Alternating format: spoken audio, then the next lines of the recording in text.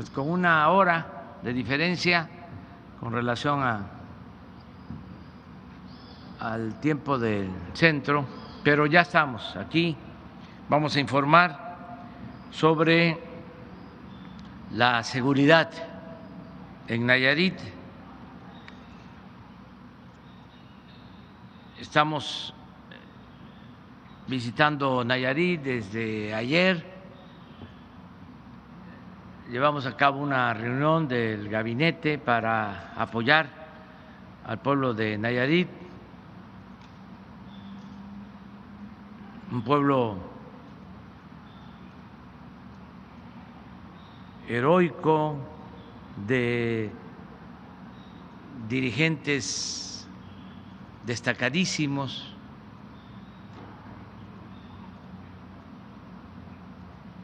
De aquí era Esteban Vaca Calderón, uno de los iniciadores del movimiento revolucionario que participó en la huelga de Cananea, y por eso lo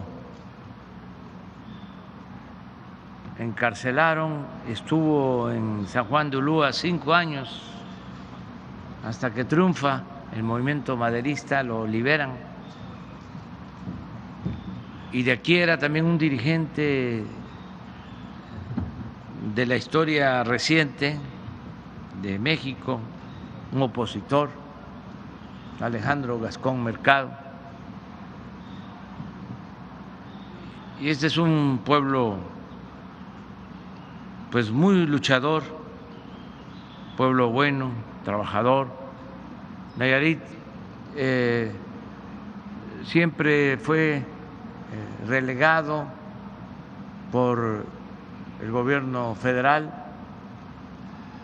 era de los 3 estados del norte más abandonados: Zacatecas, Durango y Nayarit.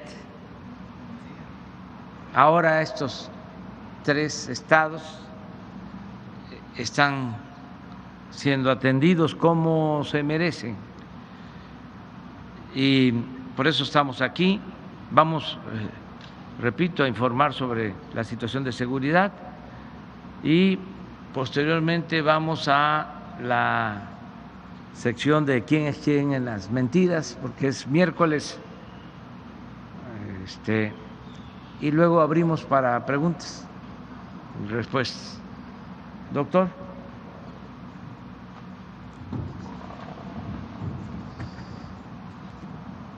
Agradecerle su presencia nuevamente en Nayarit, señor presidente. Gracias por el respaldo, gracias por el apoyo, gracias por iniciar aquí en Nayarit el modelo nacional de salud, gracias por el Ejército Mexicano empezar a partir del día de hoy la distribución por todo el territorio, en cada uno de los municipios, los medicamentos, los cuales definitivamente fortalecerán los servicios de salud. Sea usted bienvenido nuevamente y agradeceremos el apoyo que nos da y el apoyo que nos brinda en un futuro. Muchas gracias, señor presidente.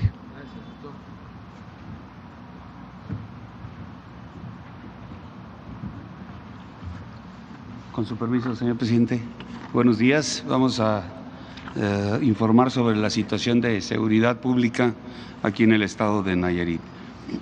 Adelante. Bueno, son 20 municipios con los que cuenta el estado.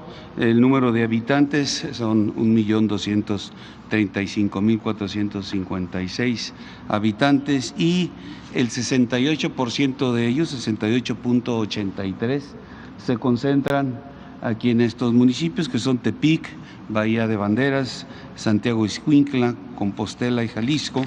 Ahí están concentrados los habitantes y también la incidencia delictiva del estado también está pues concentrada en esas partes. Asimismo, las fuerzas de seguridad pública también están trabajando en esos lugares. Vemos la incidencia delictiva del estado. Hay 4 delitos que están hacia la alza. Uno de ellos, uno más, está con una tendencia a la baja y 2 están contenidos. Pero hay una parte importante, aquí podemos ver En el secuestro, aunque está hacia la alza, pero tiene el 21 lugar a nivel nacional. Los homicidios dolosos también hay una alza, una tendencia a la alza, pero también en el 21 lugar, al igual que el robo a casa habitación, con el 30 lugar a nivel nacional, con la extorsión hacia la alza, pero un 28 lugar a nivel nacional. Y el total de delitos de impacto, también un 30 lugar el Estado a nivel nacional. Aquí vamos a ver las gráficas de cada uno de los delitos. El secuestro en octubre, que es hasta el mes en donde tenemos información de conformidad a los datos del Secretariado Ejecutivo del Sistema Nacional de Seguridad Pública, pues hay un evento nada más. Tienen en el transcurso del año, en 2021, 7 de ellos. En el 2020 tuvieron 3 eventos y en el 19 de igual manera 3 eventos. Adelante. Homicidios dolosos, también un delito con tendencia a la alza, solamente 14 homicidios que se presentaron en octubre, y en el año llevan 171 homicidios, con, repito, el 21 lugar a nivel nacional. La trata de personas es uno de los delitos que solamente en el año ha habido un caso. En el 2021, un solo caso, y vienen de la información que tenemos desde el 15, pues con muy pocas delitos de esta naturaleza, de trata de personas. El 20 lugar ocupa a nivel nacional. El robo de vehículos, uno de los delitos con una tendencia hacia la baja. Se presentaron en el mes de octubre 42, en el año 263, tiene el 28 lugar a nivel nacional. Robo a casa habitación está con una tendencia hacia el alza, con 10 eventos en octubre, 110 en lo que va del 2021. La extorsión, en octubre no se presentó ningún delito de esta naturaleza. Tienen 14 en lo que va del año y ocupan, como cité, el 28 lugar a nivel nacional. El robo en transporte, también del 28 lugar a nivel nacional, es un delito que está contenido. En enero es donde se tiene el registro de un evento de esta naturaleza de robo a transporte. El total de delitos de alto impacto tienen 236 que se presentaron en el último mes registrado, con una tendencia hacia la alza, pero con el 30 lugar a nivel nacional. En cantidad de homicidios dolosos por entidad federativa en la presente administración y hasta octubre, ocupa el Estado el 26 lugar, muy por debajo de la media nacional. Y tomando estos homicidios dolosos por cada 100,000 habitantes, tiene el 21 lugar, también muy por abajo de la media nacional. Los municipios donde tienen mayor incidencia delictiva, tenemos Tepic y Bahía de Banderas. Estos son los dos que presentan la mayor cantidad de delitos. También están registrados con menores cantidades Compostela, Jalisco, del Nayar, Santiago Ixcuintla. En seguridad pública del Estado están concentrados, como lo vemos en la gráfica, Tepic, 1,439 policías, en Compostela 324, en Tecuala 127. Estos tres son los de mayor número de policías, pero que están atendiendo la mayor cantidad o donde se presentan la mayor cantidad de delitos. Ahí tienen el 70.3% en estos tres municipios atendiendo a la seguridad pública para beneficio de los ciudadanos. También tienen un total de 2,687 elementos, sumando policía estatal y municipal, y de conformidad a lo que maneja la ONU, tiene un déficit de 27.2% de fuerza policial. En cuanto a fuerzas de seguridad federales, La Secretaría de la Defensa Nacional tiene un total de elementos operativos, elementos que trabajan día a día en todas las áreas que conforman las coordinaciones regionales de la Guardia Nacional. Tenemos 939, la Secretaría de Marina 383, la Guardia Nacional 1,148, para hacer un total de 2,470 elementos operativos de esas tres fuerzas, y que sumados a la Policía Estatal y a la Policía Municipal suman 5,027 hombres trabajando en esas tres coordinaciones que está dividido el Estado, que es Bahía de Banderas, Santiago Ixcuintla y Tepic. Son las tres coordinaciones regionales de la Guardia Nacional. En cuanto a la construcción de las compañías de Guardia Nacional, en el 2021 se construyó Santiago Ixcuintla. Para el siguiente año tenemos considerados 3 compañías, que es Bahía de Banderas, en Compostela y aquí en Tepic. De esta manera tendrán 5 compañías de la Guardia aquí en el Estado, en los municipios en donde se identifican, como cité, mayor incidencia delictiva. Y también se construirá la coordinación estatal para tener un total de 6 instalaciones de la Guardia Nacional. Los resultados en el estado de Nayarit por parte de las fuerzas federales, mencionaré algunos de ellos.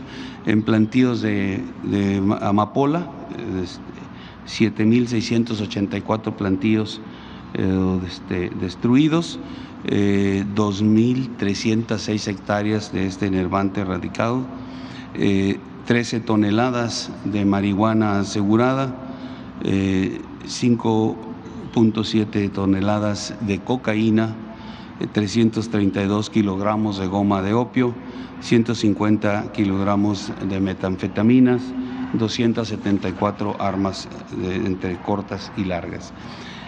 El Estado también cuenta con 3 instalaciones estratégicas, son de Comisión Federal de Electricidad.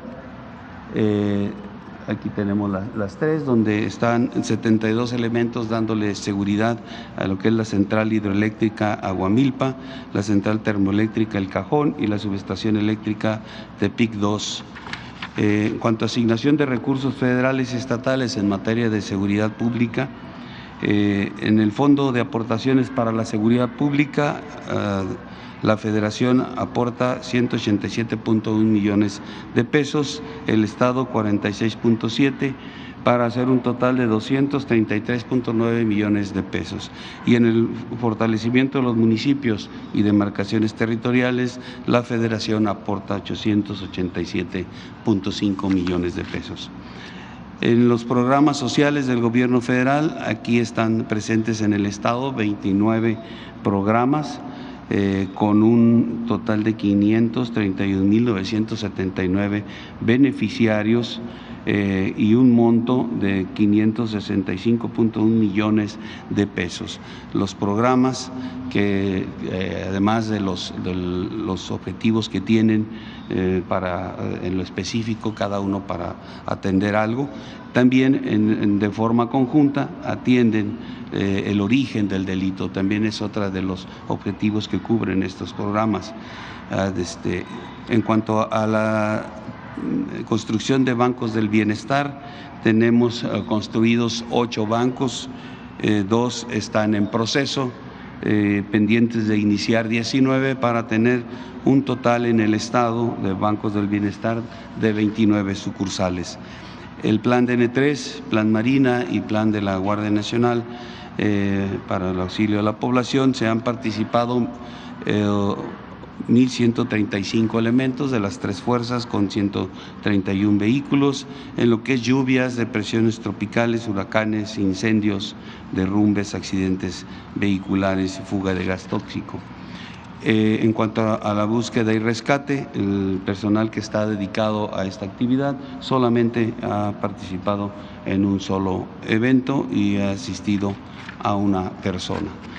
Es todo, señor presidente. Muchas gracias.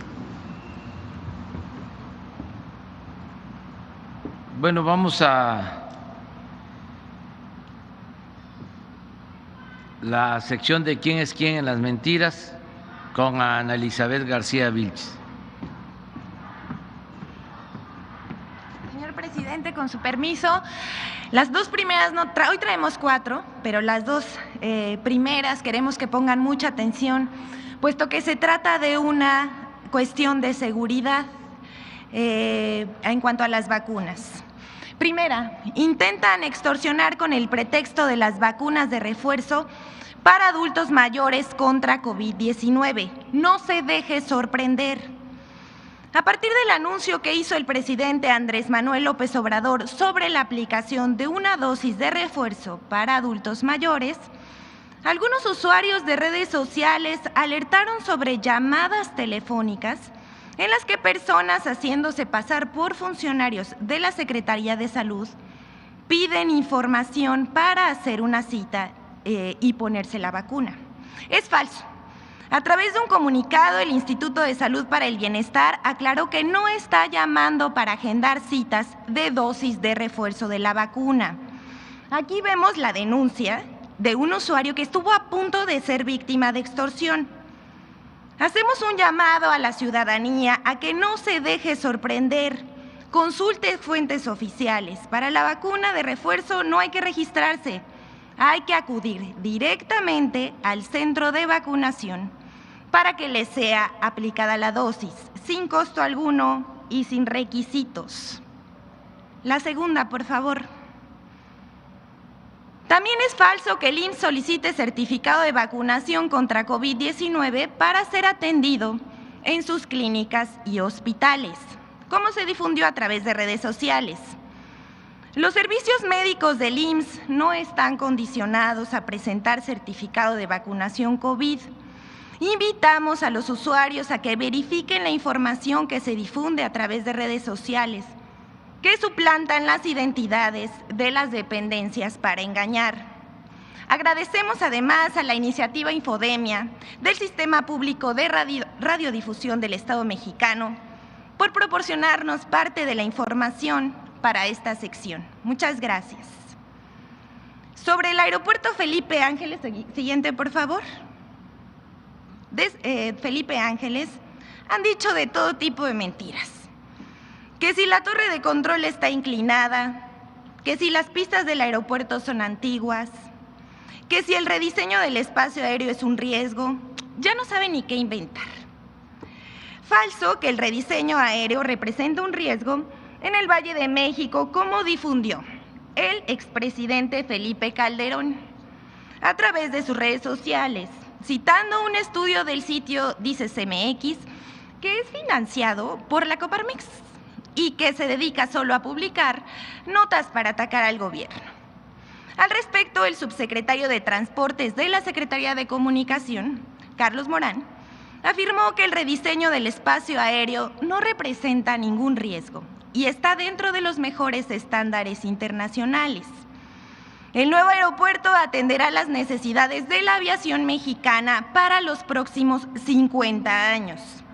La puesta en marcha del aeropuerto no busca limitar ni afectar las operaciones del Aeropuerto Internacional de la Ciudad de México, sino mantener el número de vuelos autorizados por hora. La siguiente, por favor. De cómo inventaron una mentira sobre un video del presidente dentro de un tren que llegará al aeropuerto de Santa Lucía. En redes y en medios de comunicación dijeron que fue un montaje, que todo se filmó en un simulador, que se hizo una película de estudio y que con Photoshop pintaron el paisaje y las nubes. Pero todo resultó que el presidente y una comitiva sí viajaron en tren y que el video se hizo durante el recorrido rumbo al aeropuerto de Santa Lucía. Este ataque ridículo daría mucha risa, de no ser porque quienes diseminaron esta noticia falsa son periodistas y políticos reconocidos, quizás ahora más, pero por su vocación de mentir con tal de atacar al presidente López Obrador. Como esta obra les molesta mucho a los que defendían el aeropuerto que Peña Nieto quiso construir encima del lago de Texcoco, se dedican a atacar. Como la obra no tiene precedentes, se realiza en tiempo récord, se generan empleos dignos, se combate la corrupción y se atenderá la demanda creciente de vuelos aéreos, ya no haya ni cómo golpear, pero hay niveles. Estos son los hechos. El domingo 5 de diciembre, el presidente Andrés Manuel López Obrador, acompañado de la doctora Beatriz Gutiérrez Müller, el secretario de la Defensa, Luis Crescencio Sandoval, la jefa de gobierno de la Ciudad de México, Claudia Sheinbaum, el gobernador del Estado de México, Alfredo del Mazo, así como el secretario de Comunicaciones y Transportes, entre otros funcionarios, realizaron un recorrido de supervisión de 8.7 kilómetros por las obras del tren que conectará la Ciudad de México con el nuevo Aeropuerto Internacional Felipe Ángeles. Aquí vemos la foto donde se aprecia el tren en el que viajó el presidente y su comitiva. En esta foto podemos ver el punto donde se subieron al tren y donde se bajaron. Es la anterior. Esa, muy bien.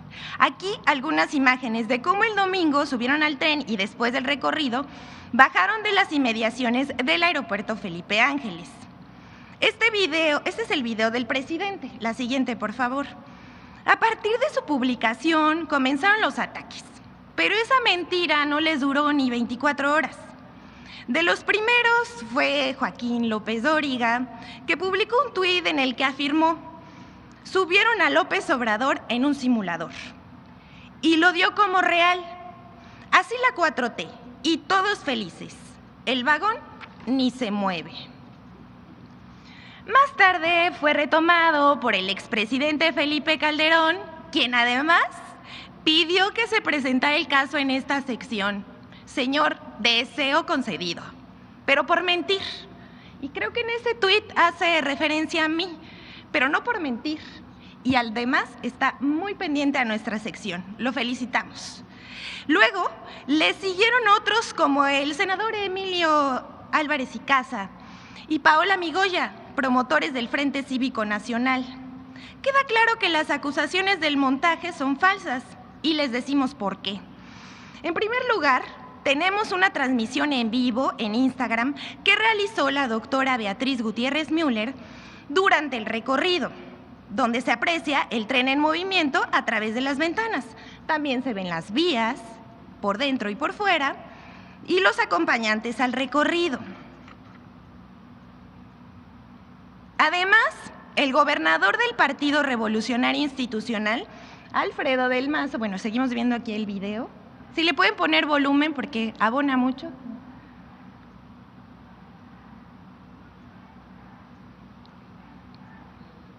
Bueno, además el gobernador del Partido Revolucionario Institucional, Alfredo del Mazo, publicó en Twitter: supervisamos las obras de conectividad al Aeropuerto Internacional Felipe Ángeles con el presidente López Obrador y la jefa de gobierno Claudia Sheinbaum.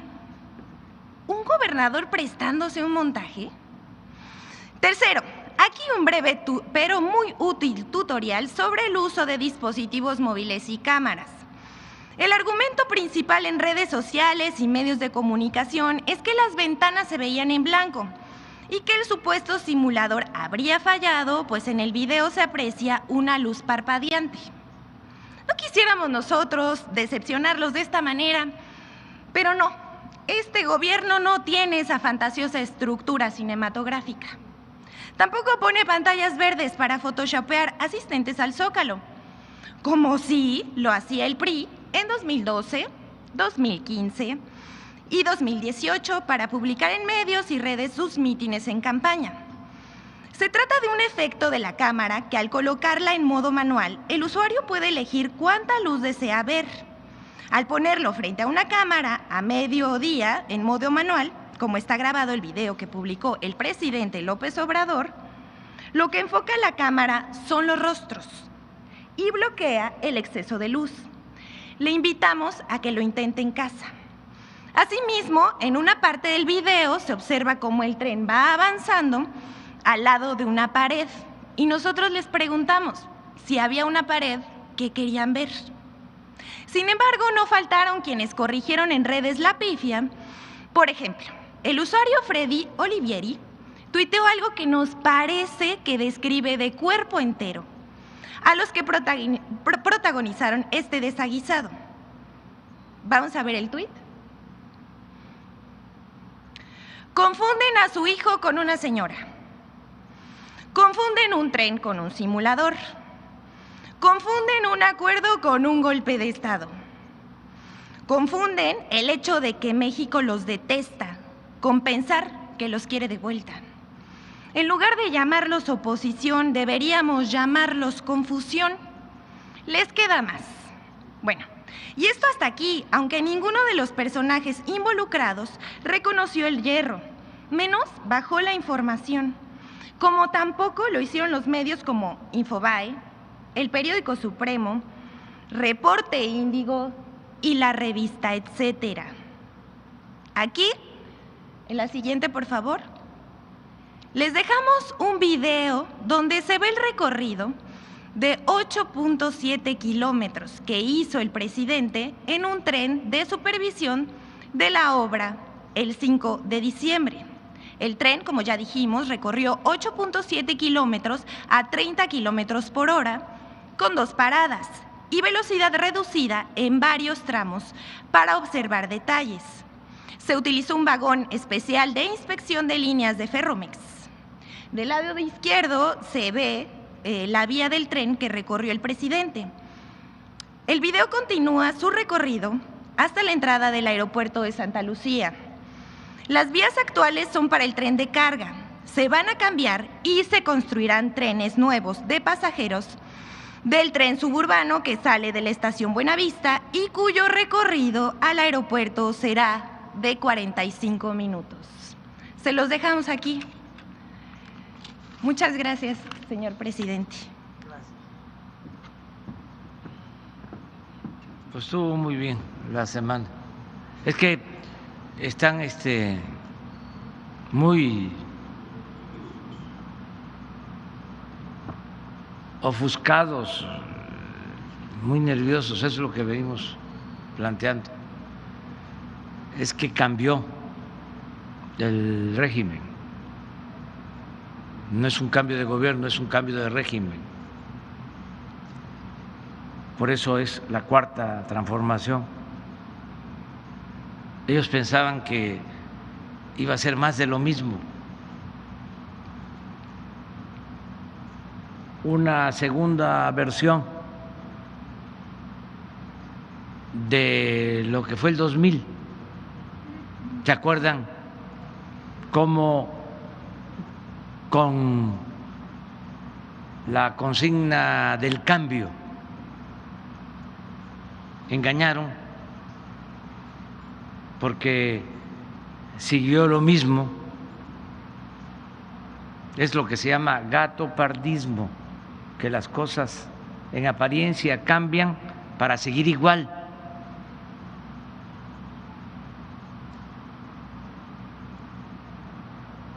Así coloquialmente es como decir la misma gata, nada más que revolcada. Entonces pensaron que nosotros íbamos a continuar con la misma política económica para beneficio de minorías, que íbamos a continuar dándole la espalda al pueblo, que íbamos a continuar permitiendo, tolerando la corrupción que imperó durante el periodo neoliberal, que íbamos a darle continuidad al saqueo de los bienes de México, que no se había registrado desde la época colonial. Nunca habían saqueado tanto a México como en los últimos 36 años antes de que llegáramos nosotros a la presidencia. Pensaron también que íbamos a seguir comprando lealtades, conciencias, que íbamos a seguir entregando el dinero del presupuesto a medios de información que se venden o se alquilan para aplaudir y callar. Pensaron que íbamos a seguir también entregando dinero a los caciques de la intelectualidad orgánica. Entonces, como ya el que manda es el pueblo y los beneficios son para el pueblo, están molestos, no entienden, dicen uno de estos intelectuales muy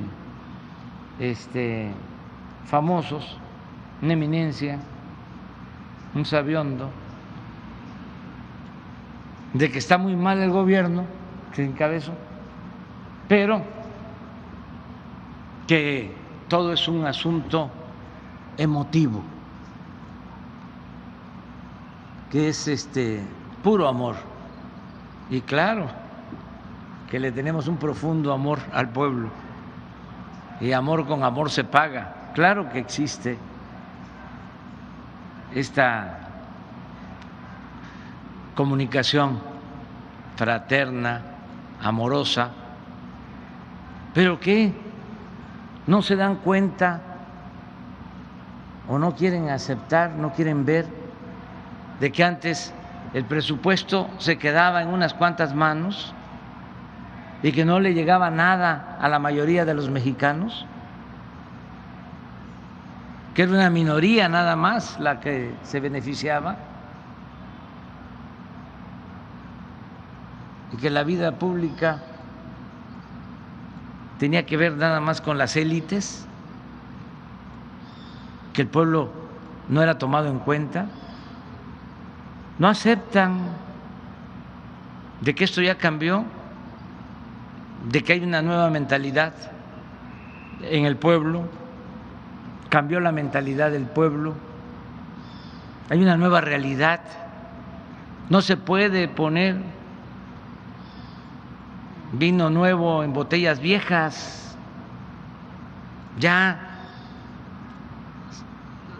se están llevando a cabo reacomodos, es distinto completamente lo que está sucediendo ahora a lo que pasaba durante el periodo neoliberal. No lo entienden, no lo aceptan, y en su enojo caen hasta en el ridículo. Imagínense, no es nada más López Dóriga, ni siquiera Felipe Calderón, es, siempre lo he dicho, un pensamiento de muchos, de millones. Afortunadamente es mayoría la gente que está despertando, pero sigue habiendo muchos dogmáticos, conservadores, que se obnubilan y no quieren ver la nueva realidad, y por eso caen en el ridículo. Es muy interesante, hace un momento que estaban presentando estas imágenes, decía Elizabeth que en las redes sociales, a diferencia de otras mentiras, ya está, ya no pegó. Ya la mayoría de la gente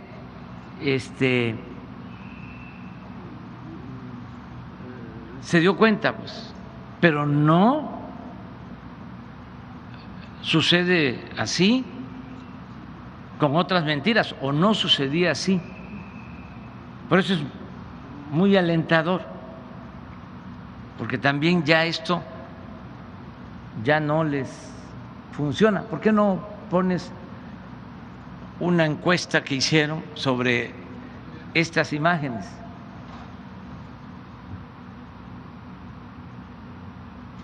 Estos son los sentimientos, los comentarios en Twitter.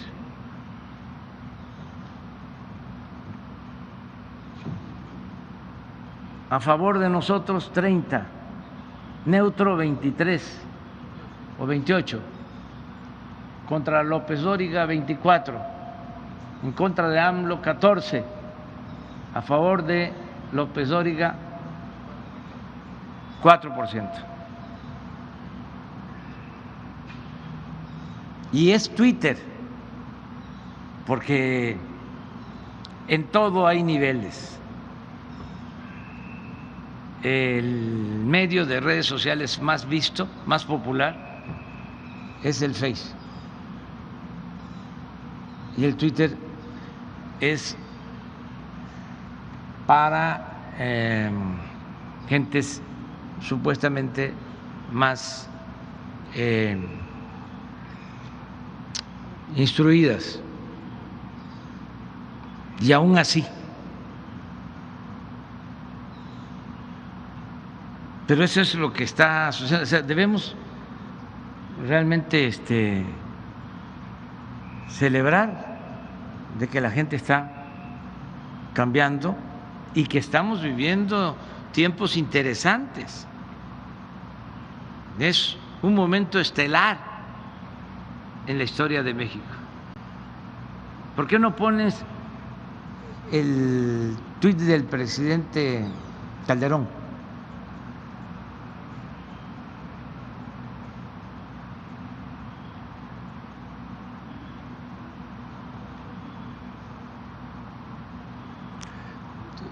¿Por qué también repetimos aquí si ya salió en las redes sociales? Bueno, porque mucha gente no tiene acceso a Internet. Todavía no hay Internet en todo el país. Pero sí la conferencia mañanera se ve mucho. Y los que no se enteraron, pues ahora se van a enterar.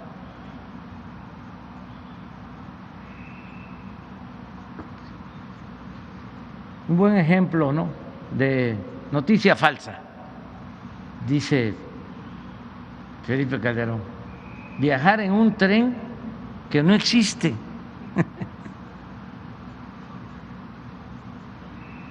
Sí, en efecto es como, ¿no se enteraron ustedes aquí en Nayarit de que hubo un golpe de Estado? ¿No se enteraron? Hace como 15 días. La mayoría ni se enteró. Un tren que no existe. A base de manipular las imágenes con videos pregrabados.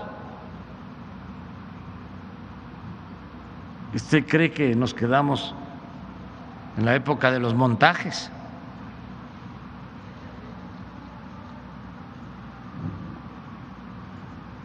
Que los saque la señorita esa que no sabe leer en su sección de mentiras de la semana.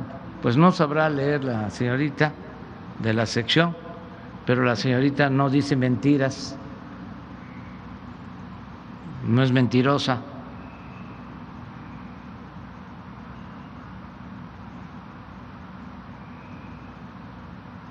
Y ya ni le entiendo lo otro. Pero es una vergüenza, ¿no? Y así, ojalá y cuiden su prestigio. Se puede decir que no tienen, pero no debemos ser injustos y lapidarios. Pero deben de cuidarse, y sobre todo un expresidente.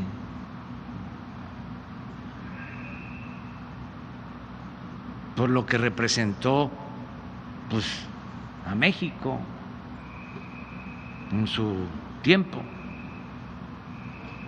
Los periodistas lo mismo, tienen una función social que amerita la aplicación de un código de ética. Periodismo, como la política, es un imperativo ético. Entonces, pero también tiene cosas buenas, ¿no? Fox, Calderón, Diego Fernández de Ceballos, Cuadri, López Dóriga, Lore de Mola, los del Proceso, los del Reforma,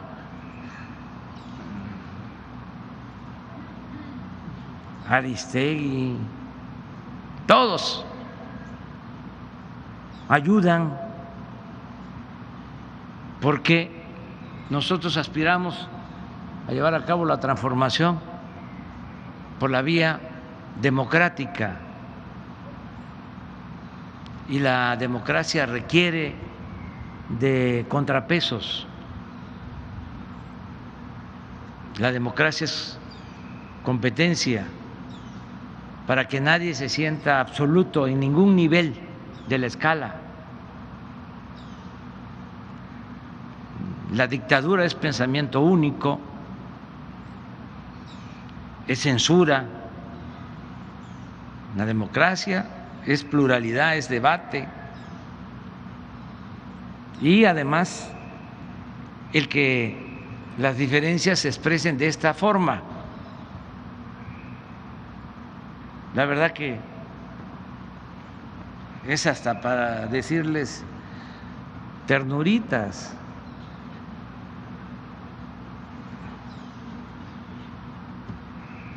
Es para aplaudirles. Es que hay grupos conservadores, lo hablábamos hace unos días en otras partes, pero muy violentos. Y acá no pasa de esto. Un aplauso.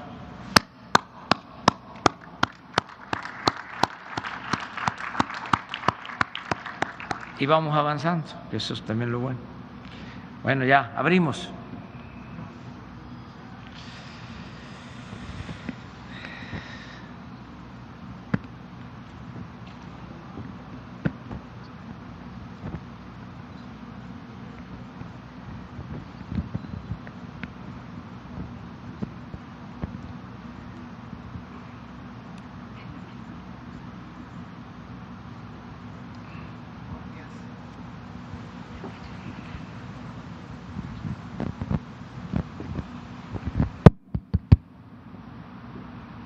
Ahora sí.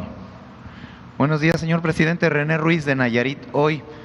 En nuestro noticiero el día de ayer, que se supo que venía a Nayarit, causó mucha expectativa, pues todos los temas de los que se hablaron ya ayer. Pero hay un tema que le quiero plantear en el contexto local y también en el nacional: la regularización de los autos chocolate. Hay mucha gente aquí en la costa, que es donde nosotros tenemos nuestra audiencia, que tiene pues sus camionetitas muchas veces muy viejas en las que comercializan sus productos del campo aquí en Nayarit.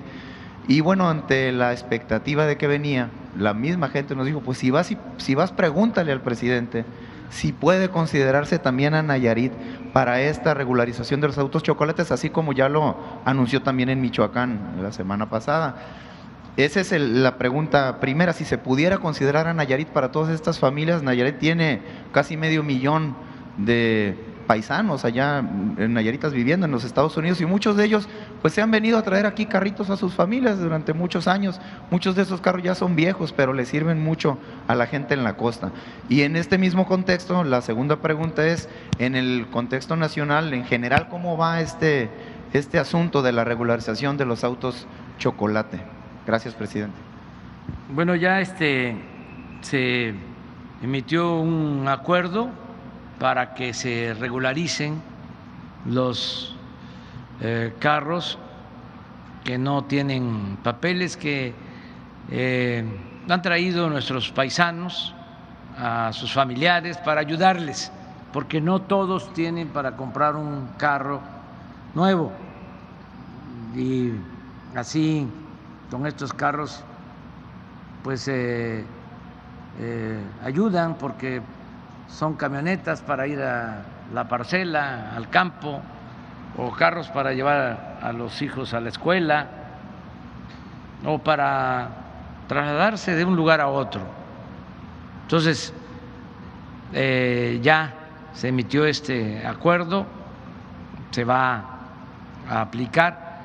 Originalmente estaba pensado para la zona fronteriza, pero ya nos hicieron la solicitud también en Michoacán y decidimos también ampliarlo a Michoacán. Y ahora que tú lo estás planteando, porque nosotros le tenemos mucho afecto al pueblo de Nayarit, mucho afecto, porque ya lo dije, durante mucho tiempo se marginó a Nayarit. Entonces, me comprometo a que también se va a aplicar el programa para Nayarit, la regularización de los carros que tienen familiares de paisanos, que además nos han ayudado muchísimo, paisanas, paisanos. Yo lo dije ayer, estoy seguro, a ver si conseguimos los ingresos hasta octubre, que es el informe del Banco de México sobre remesas, cuánto ha llegado a Nayarit. Es sin duda más que el presupuesto de Nayarit, lo que envían nuestros paisanos. A lo mejor me equivoco, pero ahora lo vamos a ver. $1 millón de dólares diarios. Sí, entonces son 365 millones de dólares al año. Pues estaríamos hablando de 300, 3,000, 6,000, como 10,000 millones de pesos. Ahora hacemos la cuenta. Casi cada familia de Nayaritas tiene algún familiar viviendo allá. ¿Cuánto? 700 millones de dólares, 14,000 millones de pesos al año. 14,000 millones. ¿Y cuánto es el presupuesto? Es de 22,000 millones de pesos. Pues ahí va.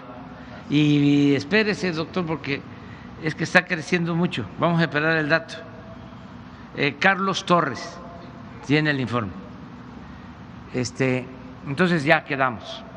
Ya les puedes informar en tu programa cuáles son las reglas. Nos vamos a poner de acuerdo con el gobernador, con el doctor Miguel Ángel Navarro. Es un registro porque también nos ayuda para tener control sobre quiénes son los que tienen los carros, porque a veces se usan estos carros para cometer ilícitos y no se sabe, o están a nombre de personas que ya los vendieron, y también por cuestiones de seguridad es muy importante tener un registro, y se les van a entregar pues unas placas, y ya no van a ser molestados, porque eso es también lo otro, que para tener un carro en algunos lugares tienen que estar pagando moches, cuotas. Entonces ya se termina, nada más que va a aplicar de una vez, que es el acuerdo, hasta finales de este mes. Los que entren, Los que hayan entrado hasta finales de este mes, finales de este año. Gracias. Estamos hablando de Nayarit. Sí. ¿Cuánto es?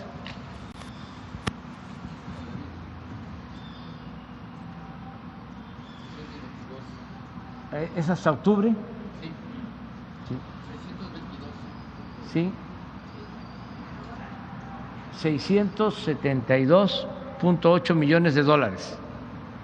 Es lo que ha llegado de enero a octubre. O sea que sí, va a llegar a los 20,000 millones. ¿Cuánto dice usted? 5 millones. Pero usted del presupuesto. 22,000 millones. Le va a ir. Claro que yo quisiera hacer la cuenta de 20 pesos por dólar, pero ya no está así.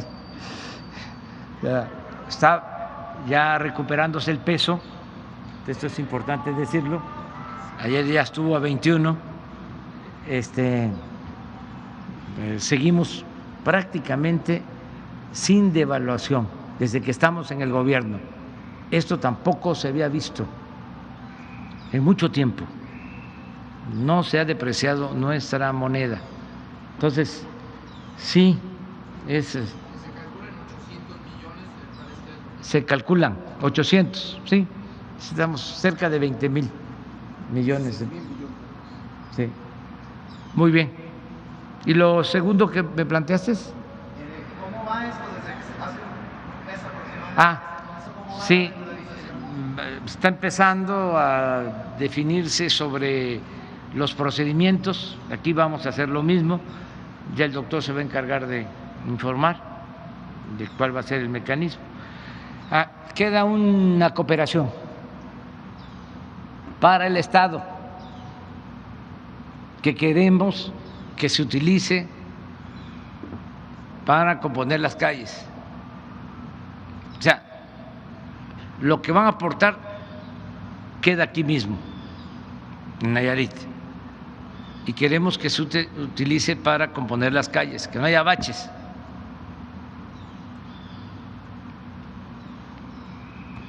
O sea, vaya etiquetado a eso el apoyo, municipios y estados. Sí, sí. A ver, la compañera.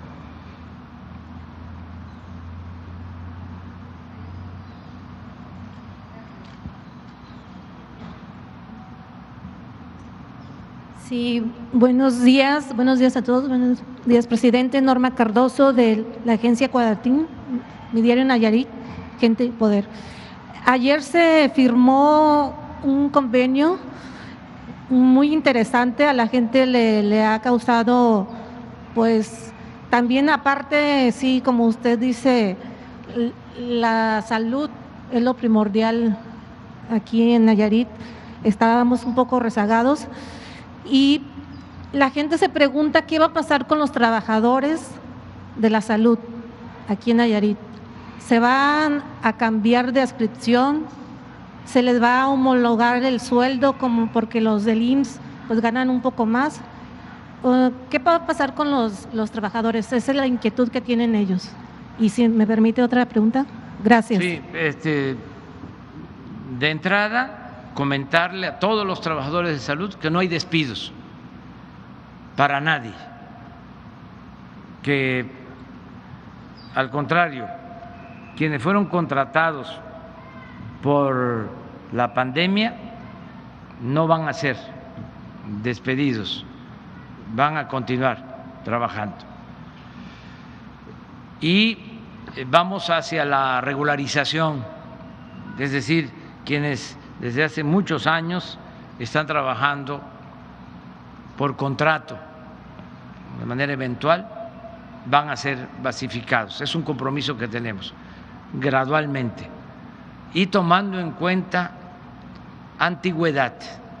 Vamos a empezar con los demás antigüedad. Nada de influyentismo para que se actúe con justicia. Y lo que me pregunta sobre si todos van a ganar lo que reciben en el IMSS Bienestar, eso se va a ir analizando. La idea es, en efecto, homologar un sistema de salud y tiene que ver con los trabajadores y tiene que ver también con la atención a todos, garantizar el derecho a la salud, lo que establece la Constitución, que no sea nada más para derechohabientes, sino para todos, que sea universal, que la población abierta que no tiene seguridad social sea también atendida. Ese es el propósito. Entonces, vamos a mejorar el sistema de salud en Nayarit. Yo agradezco mucho al doctor porque es el primer estado de la República que conscientemente decide que se federalice, o sea, que la salud sea un asunto de todos y de la República, del gobierno de la República, que somos todos, ¿sí? Que no se sectarice, sino que todos atendamos el problema de salud, que no falten los médicos, los especialistas, que si se requieren hacer estudios se puedan llevar a cabo, que los hospitales estén equipados, que no falten las medicinas. Aquí estamos iniciando algo también único, es un ensayo. Aquí ya la Secretaría de la Defensa está a cargo de la distribución de los medicamentos, porque enfrentamos un problema muy grave acerca de la adquisición de medicamentos, la distribución de los medicamentos. En el caso de la adquisición, muchísima corrupción. Políticos, 10 empresas le vendían al gobierno 100,000 millones de pesos de medicamentos y muchas veces no entregaban los medicamentos o entregaban medicamentos de mala calidad, adulterados, pero era una mafia. Tan es así que no hemos podido todavía, porque nos han puesto muchísimos obstáculos. Y esto pues no solo es un asunto de México. Yo recuerdo que el presidente Obama quiso llevar a cabo una reforma de salud en Estados Unidos y no lo dejaron. Los intereses creados. Aquí, por ejemplo, estos grupos que hacían su agosto no permitían que se compraran medicamentos en el extranjero. Tuvimos que modificar las leyes para poder comprar medicamentos en cualquier país, buenos medicamentos y a buen precio, no ser rehenes de esta mafia, porque era lo que sucedía. Entonces, como nos enfrentamos a ellos en buena lid, pensaron que no íbamos a aguantar, echaron a andar campañas en medios de comunicación, porque estaban también metidos dueños de medios de comunicación en el negocio de la venta de los medicamentos, que no había medicamentos, que los niños con cáncer no eran atendidos porque no había medicamentos. Y sí, en efecto, porque hubo bloqueos,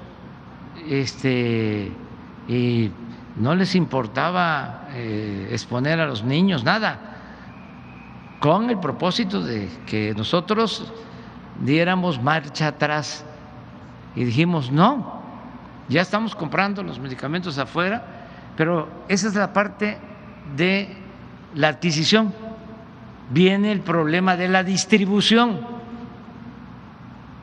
que tiene dos procesos.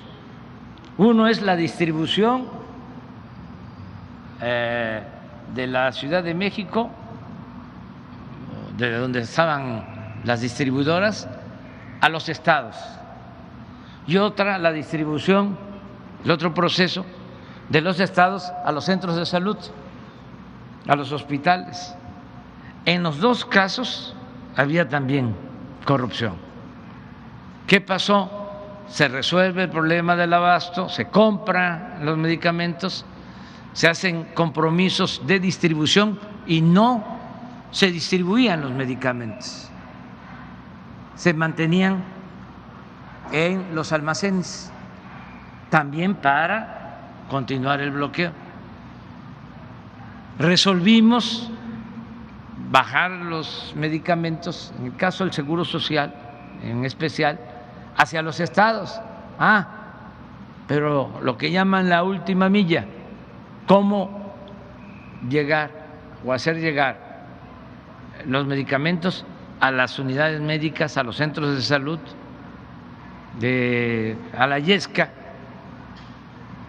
por poner un ejemplo, o a Tecuala, cómo hacerlos llegar.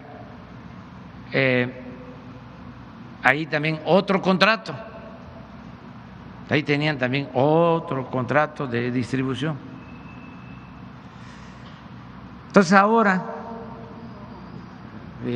tomamos la decisión de que las Fuerzas Armadas se hagan cargo de la distribución de los medicamentos, así como estamos distribuyendo las vacunas, se van a distribuir todos los medicamentos. Pero aquí en Nayarit no solo va a ser la distribución hasta los estados, aquí empezamos y es un ensayo para que las Fuerzas Armadas se traigan los medicamentos a Nayarit y los entreguen hasta los centros de salud del Nayar, ¿sí?, de la Yesca, lo más apartado, las Fuerzas Armadas. Y es un modelo, es un ensayo que va a comenzar hoy a las 8 de la mañana, ya comenzó. Entonces, y así vamos a hacerlo en todo el país, porque ya tenemos el compromiso de que van a tener medicamentos hasta las comunidades más apartadas y no van a faltar los médicos y vamos a mejorar el sistema de salud. Gracias. Una segunda pregunta. Aquí en Nayarit tenemos una ley de protección a periodistas. Yo realicé el proyecto, ya está aprobada. Tenemos un mecanismo estatal. Solamente le falta a la ley ponerle el presupuesto. Sin embargo, quiero decirle que en estos días, meses, que el gobernador está a cargo de esta administración, aquí en Nayarit hay libertad de expresión, hay libertad de prensa. Yo pertenezco a CONAPA, que es el Colectivo Nacional de Alerta Temprana de periodistas y activistas, y yo quiero hablar por mis compañeros que están en Puebla. Mis compañeros periodistas han sido perseguidos por el gobierno de Barbosa. También hay hay unas personas que son de Coyomeapa, en la Sierra Negra de Puebla, en donde hay cerca de 200 fabricaciones de delitos en contra de los que están en contra de las personas que pues tienen el cacicazgo ahí en Puebla. Y se dice que la semana pasada hombres armados, supuestamente enviados por la diputada federal Araceli Celestino Rosas, detonaron 2 granadas en contra de los habitantes de ese lugar. Entonces, la pregunta de los compañeros de Puebla, porque ellos no pueden hablar porque son perseguidos, es por qué no han intervenido en este asunto, señor presidente. Ellos piden su apoyo para que se termine este problema que tienen ahí, tanto periodistas como defensores de derechos humanos. Gracias. Pues ya presentaste la denuncia y yo le voy a pedir, seguramente ya lo está escuchando, al licenciado Alejandro Encinas que reciba a estas personas. Ahora nos das tú la información y la Subsecretaría de Derechos Humanos de Gobernación los va a atender para apoyarlos. Sí, gracias. Gracias, presidente. Ahora sí. Buenos días, señor presidente. Liliana Rodríguez, del Sol de Nayarit. Preguntarle, Nayarit está a expensas todo el tiempo del temporal de lluvias, de la inclemencia del tiempo, sobre todo en la zona norte. Tenemos el problema que cada año pues se inundan los municipios del norte del estado. En el plan de apoyo al estado de Nayarit está contemplado ya lo que ha solicitado el gobernador con respecto a la generación de obras en la parte alta del río San Pedro y Acaponeta. Esa es una pregunta. Nos los planteó el gobernador, lo vamos a analizar. Estamos trabajando en el norte, en lo que es todo el distrito de riego, de lo que significa el canal Centenario. Es una obra que está haciendo la Secretaría de la Defensa, los ingenieros militares. Es una inversión de alrededor de 10,000 millones para beneficio de productores que van a tener 40,000 hectáreas de riego, la parte baja.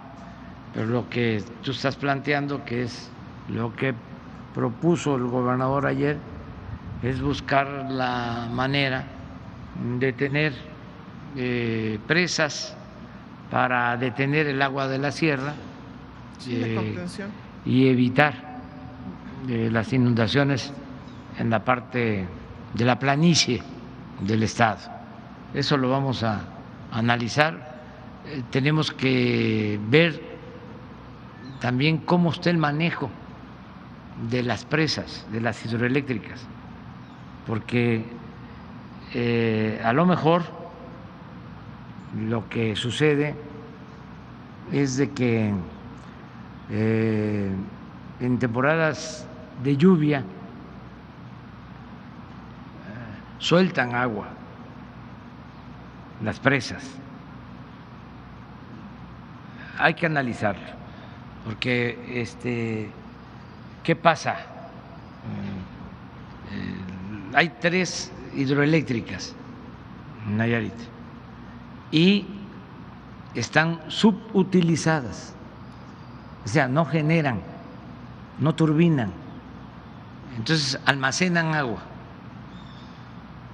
y en temporadas de lluvia puede ser que desfoguen y afectan más a las partes bajas. Esto sucedía mucho y todavía estamos pendientes en Tabasco, que las presas del río Grijalva estaban subutilizadas. Si tienen 6 turbinas, trabajaban con una, cuando mucho 2 turbinas, y ahí en los vasos se acumulaba mucha agua. En temporada de lluvia, además de lo que llueve abajo de las presas, soltaban agua de lo que tenían en los vasos y se inundaba la planicie de Tabasco. ¿Por qué esto? Porque no le permitían a las hidroeléctricas subir la energía, no les daban lo que llaman despacho para no competir con las empresas particulares y comprar la energía a las empresas privadas. Aquí hay que ver sobre el manejo de las hidroeléctricas. También seguramente nos está escuchando o va a saberlo el licenciado Bartlett, que estuvo ayer aquí, para que lleven a cabo una supervisión y pedirle también a Germán Martínez de Conagua que analice la propuesta del doctor. Gracias, presidente. Otra pregunta. El estado de Nayarit es un estado con muy poco recurso y con graves problemas de corrupción. Nuestra capital tiene pocos espacios recreativos, derivado del poco desarrollo que ha habido en muchísimos años. Usted lo ha comentado, creo que el estado es uno de los más olvidados, o había sido uno de los más olvidados. El cuatrienio pasado concesionó uno de los espacios prácticamente que tenemos los nayaritas, que es La Loma, está aquí en Tepic. Se concesionaron áreas que nos corresponden a los nayaritas, a la iniciativa privada, sin que esto generara un solo 5 al erario público. Quiero saber si usted va a intervenir en su esquema de cero tolerancia a la corrupción, ayudarnos a los nayaritas a recuperar los espacios que por derecho nos corresponden. Bueno, ¿por qué no le dejamos la palabra al doctor Navarro y yo apoyo lo que él perfecto diga? Muy bien. Sobre este asunto. Gracias. Ya estamos atendiendo el problema que se le ha planteado, señor presidente. Hemos ya interpuesto acciones de carácter jurídico a carácter legal. Recuperamos ya un restaurante que al salir la administración pasada se bajó de una cantidad de alrededor de 30,000 pesos a 7,000 pesos y por 5 años se concesionó. Ya estamos actuando en el caso de Lienzo Charro también, donde se construyó también un museo y se concesionó por 99 años a 0 pesos. Estamos también revisando desde otra administración un club de playa, el cual tiene alberca y áreas de esparcimiento muy agradables, las cuales se concesionó en pleno Bahía de Banderas, en pleno Riviera Nayarit, en la cantidad de 30,000 pesos al mes, que es una situación irrisoria. Y también ya interpusimos demandas sobre la alberca que se concesionó en un particular en el gobierno antepasado por 20 años sin costo alguno, y que en la actualidad estamos también insistiendo en su recuperación.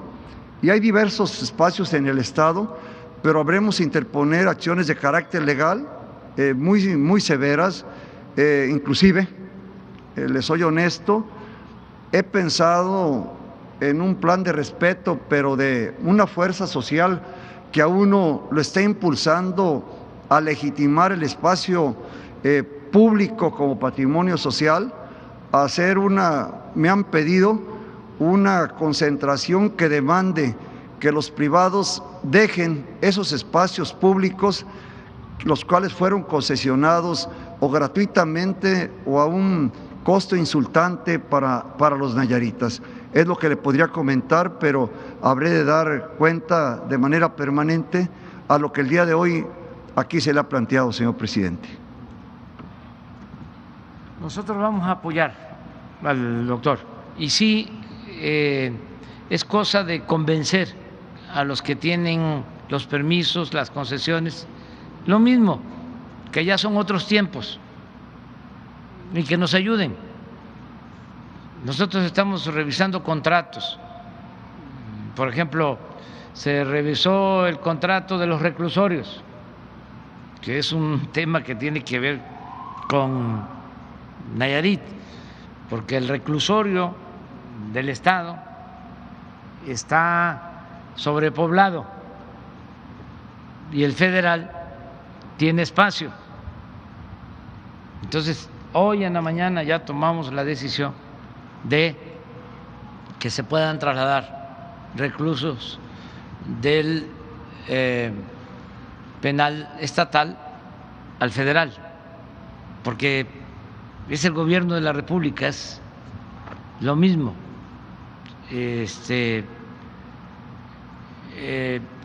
Pero en el arreglo que hicimos, porque privatizaron los reclusorios, 8 o 10 reclusorios, 8, tenemos que pagar 16,000 millones al año. Es un poco lo que planteó también ayer el doctor de un hospital del ISSSTE aquí, 40 millones de pesos mensuales. Son estos contratos leoninos que se hacían antes, ¿no? Entonces, en el caso de los reclusorios, se habló con los empresarios porque cobraban muchísimo. Un detenido costaba su mantenimiento, atenderlo, pues hasta 5,000 pesos diarios, lo que cuesta un hotel de lujo, ¿no? Y la comida era mucho, pero no es porque les dieran buenos tratos a los reclusos, sino porque se quedaban con todo el dinero las empresas. ¿Quiénes eran los concesionarios o quiénes son?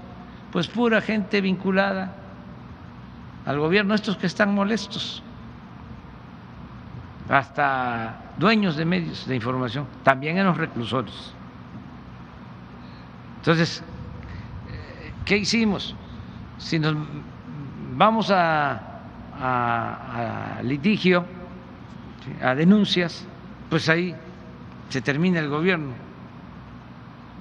Además, ellos ahora, y también aprovecho para mandarles un mensaje a todos ellos, de que yo soy muy perseverante y que no estén pensando que ya se va a acabar el sexenio. No, todavía me falta. Y no voy a dejar de limpiar, porque hace mucho daño la corrupción. Entonces, en este caso, los reclusorios nos vamos a ahorrar en el sexenio 10,000 millones de pesos, porque se llegó a un acuerdo de que redujeran los contratos en 15%. Lo mismo estamos haciendo en contratos que dieron algunos ya cuando habíamos ganado, dieron los contratos para mantenimiento de carreteras, igual, elevadísimos, contratos a 10, a 20 años para darle mantenimiento a las carreteras y que el gobierno les esté pagando una renta año con año. Entonces estamos revisando y también vamos a ahorrar. Y ya es importante aquí también en Nayarit decirle a los campesinos que vamos a entregarles a partir del año próximo fertilizantes de manera gratuita. A los productores de maíz y de frijol vamos a empezar con los pequeños, pero van a tener fertilizantes gratuitos. ¿Por qué? Porque también recuperamos ya 200 millones de dólares que se habían pagado en demasía por una planta de fertilizantes que se compró en el sexenio anterior. Entonces nos van a devolver los 200 millones de dólares ya entregaron 50 millones de dólares y ese dinero es para fertilizantes. Entonces, así hablando con ellos, se pueden recuperar todos estos espacios, y si no se acepta de que ya son otros tiempos, pues ni modo, hay que presentar las denuncias para recuperarlo por la vía legal. Bueno, ¿qué les parece si ya es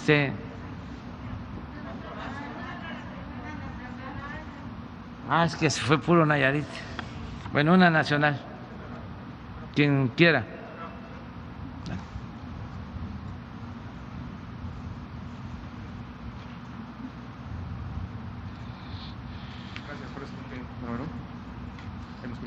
Gracias, presidente. Benito Jiménez, de Periódico Reforma. En esta tesitura de la que comenta, presidente, usted ha criticado, ha cuestionado a los funcionarios que asumen un cargo y compran casas, autos, hasta cambian de colonia. En ese sentido, es criticable también que haya hecho esto Santiago Nieto, que en 2 años de gestión haya acumulado bienes por 40 millones de pesos. Pues hay que hacer la investigación. Él ha estado explicando de que son créditos que solicitó, pero la función pública puede hacer la investigación, no creo que haya ningún problema. A mí me genera sospecha, no es por ti, sino por los dueños de tu periódico. Me genera siempre mucha sospecha lo que publica el Reforma, porque es un medio del conservadurismo que siempre tiene el propósito de atacarnos. Era el periódico consentido de Carlos Salinas de Gortari, lo he dicho, pero además es evidente. Te voy a poner un caso, hablando de noticias o mentiras que se cometen, ¿no?, o que se llevan a cabo en los medios. Todo el mundo sabe, y no es un asunto de vanidad, es nada más dar a conocer un asunto político, además normal, o sea, el día que los editorialistas del Reforma empiecen a hablar bien de mí, me va a preocupar.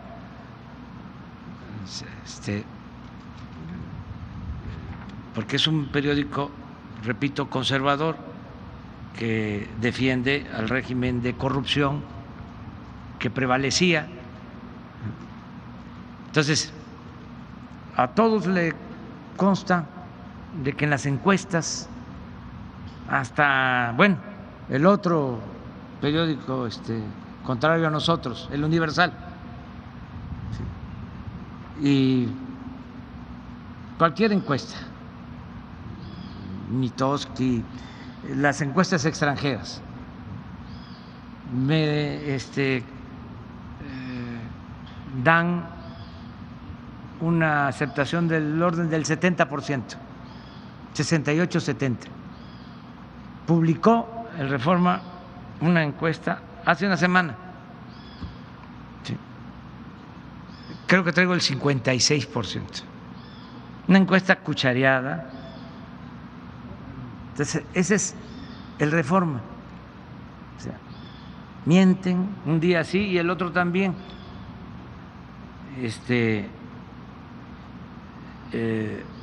Y también usan la cuchara para quitar y para poner levadura a los que ellos quieren proyectar. Vean las encuestas. O sea, usan mucho la levadura y la cuchara, pero en general, por ejemplo,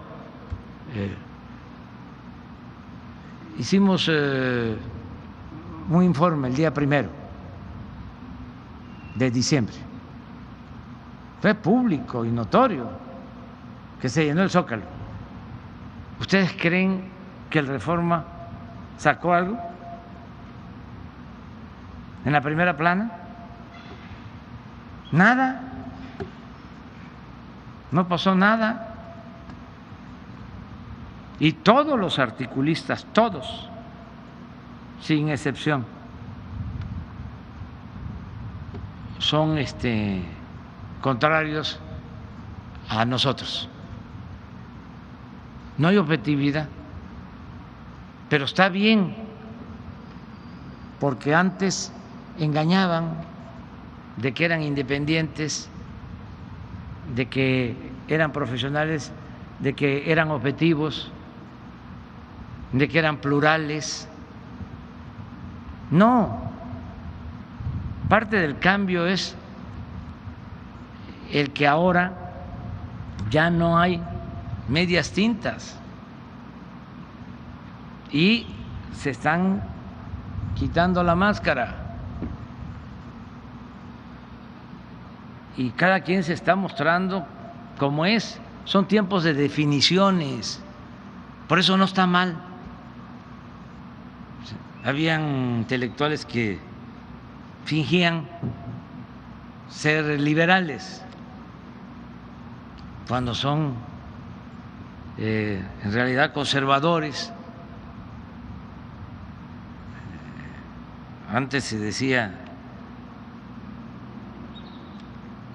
de que en la política habían los políticos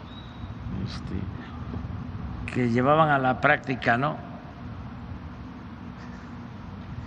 Se lo escuché en una ocasión riéndose al maestro González Pedrero, que en paz descanse, que decía don Jesús Reyes Heroles, tú, Enrique, eres de Tabasco, yo soy de Veracruz y conocemos cómo se comporta y en dónde se mueve el robalo, que es el único que se mueve y vive en dos aguas. Y decía don Jesús, no queremos política robalera, y es importante, nada de andar así en dos aguas, medias tintas, zigzagueando, no, ser lo que uno representa. Eso es la política, representar algo y a alguien, no simular, no la hipocresía. Entonces, en el caso del Reforma, zigzagueaban, ¿no? Ese periodismo objetivo, profesional y otros medios, ¿no? Y ahora no, ahora ya no hay margen. Como decía Juan Álvarez, esta ancheta es muy angosta, no hay ni para dónde hacerse. O sea, es un lado u otro. Y dicen, es que está mal el maniqueísmo en política, no puede ser blanco o negro. Sí, no debe ser así, pero tampoco la simulación. Entonces, ese es lo de Santiago, que lo investigue si le corresponde. ¿Ya está en función pública o apenas va a iniciar la...? No, pero estaría bien, yo creo que a él le convendría que se aclarara formalmente y le creo de que fue por créditos, pero como él estuvo en funciones, ¿no?, combatiendo la corrupción. Es el mismo caso de el fiscal Kertz, que se lo traen también a todos, pero yo los considero gente íntegras, no los considero deshonestos. No es una guerra de la mafia del poder, o sea, de estos mismos. Saben que ahora acaba de surgir una nueva organización. Había una que se llamaba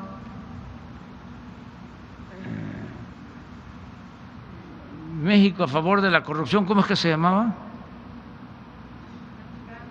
Mexicanos a favor de la corrupción. No. Unidos por la corrupción. Unidos contra la corrupción, sí. De Claudio X González, la señora Casal, María Amparo Casal, que estuvo en gobernación.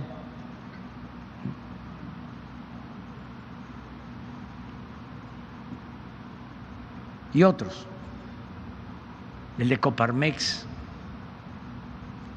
Pero como ya no les funcionan sus membretes y sus mentiras, ahora ya cambiaron y hay, ¿cómo se llama ahora el nuevo? Signos vitales. O sea que siguen vivos, pues. Signos vitales. Entonces, es lo mismo, pero que conste, no es contra ti, son los juncos, ¿sí?, los dueños del Reforma, que son los mismos dueños del Norte, pero tampoco es ninguna novedad desde que nació ese periódico, es conservador, pero tuvo una etapa en que, bueno, escribía ahí Lorenzo Meyer, ya no escribe ahí, pero y otros, un buen periodista, René Delgado, y todos fueron saliendo y ya se derechizó por completo.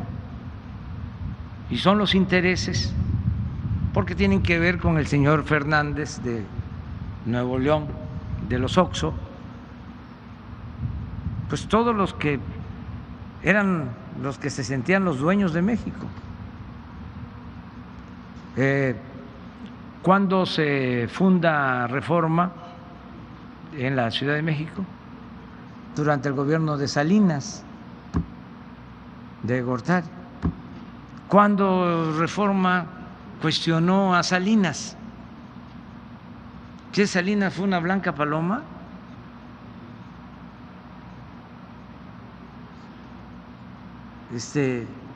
Fue un magnífico gobierno. Entonces, por eso, pero de todas maneras, lo que debe de quedar en claro es que nosotros no somos tapadera de nadie.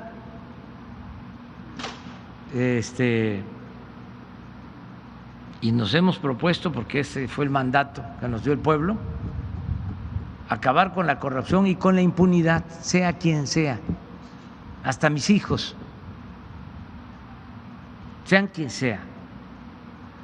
No hay tolerancia para nadie.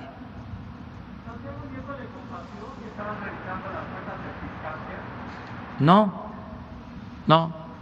Y es lo mismo, por ejemplo, tú eres del Universal, ¿verdad? Sí. Mi amigo, mi ex amigo, Ilio Ortiz, como lo encontraron allá en la boda de Santiago con $30,000, pues debe estar enojadísimo, ¿no?, contra el fiscal, ¿cómo se llama? Alejandro. Pues es que No, es que ese es el tipo de periodismo que se hacía antes y que siguen haciendo el Reforma y el Universal. Yo recuerdo, bueno, tantas cosas, aquí me voy a llevar toda la mañana hablando de eso, pero las filtraciones eran parte, pues, del quehacer periodístico de antes, del Reforma y del Universal. Entonces, para los jóvenes, los que estudian comunicación social, que ya no hagan ese periodismo,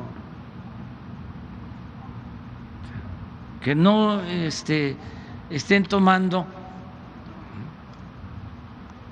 como prototipo de periodismo al Reforma, al Universal y a otros, ¿no? Lo mismo en el caso de la radio, lo mismo en el caso de la televisión, porque ya se están dando cambios que son muy importantes y lo que se está viendo es de que el Universal no quiere cambiar y el Reforma tampoco.